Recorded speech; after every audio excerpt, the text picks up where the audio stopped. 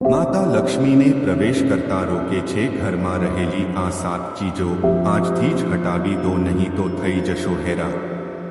ઘરમાં રહેલ આ વસ્તુઓને કારણે ઝઘડા થાય છે અને પરિવારમાં કલેશની સ્થિતિ ઊભી થાય છે। કઈ વસ્તુઓને કારણે ઘરમાં નેગેટિવિટી વધે છે તે અંગે અહીંયા જણાવવામાં આવ્યું છે। વાસ્તુશાસ્ત્રમાં સકારાત્મક ઉર્જાની વૃદ્ધિ અને નકારાત્મક ઉર્જાનો નાશ કરવા બાબતે જણાવવામાં આવ્યું છે। વાસ્તુશાસ્ત્રમાં અનેક એવી વસ્તુઓ વિશે જણાવવામાં આવ્યું છે જે ઘરમાં સકારાત્મક ઉર્જામાં વૃદ્ધિ અને નકારાત્મક ઉર્જાનો નાશ કરવાનું કામ કરે છે। ઘરમાં અનેક એવી વસ્તુઓ હોય છે જેના કારણે ઘરમાં નેગેટિવિટી આવે છે, પરંતુ તે વસ્તુઓને આપણે ક્યારેય ધ્યાનમાં લેતા નથી।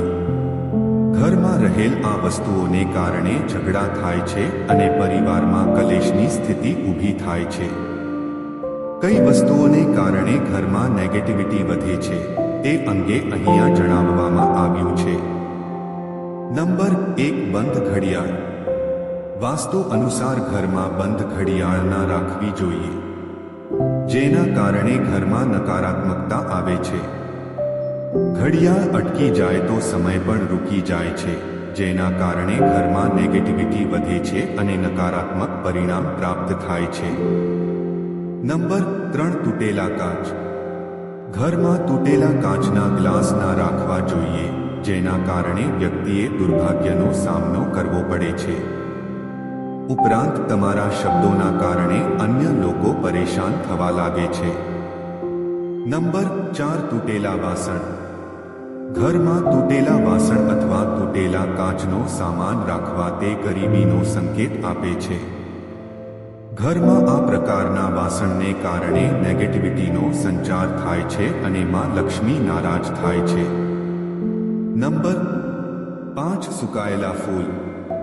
સુકાયેલા ફૂલને કારણે ઘરમાં અશુભ પરિણામ પ્રાપ્ત થાય છે, જે કોઈ સુંદર વસ્તુના મૃત્યુનો સંકેત આપે છે।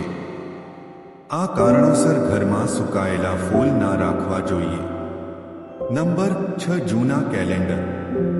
નવા વર્ષની શરૂઆત થાય તો ઘરમાંથી જૂનું કેલેન્ડર ફેંકી દેવું જોઈએ। જૂના કેલેન્ડરના કારણે વ્યક્તિને હંમેશાનું યાદ રહે છે।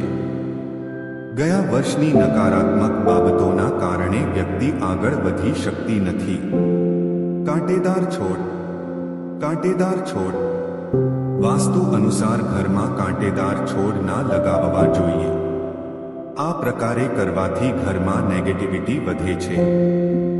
કાંટાવાળા છોડ ઘરની બહાર જ રાખવા જોઈએ, જેથી ઘરમાં નકારાત્મક ઉર્જા પ્રવેશ કરી શકતી નથી।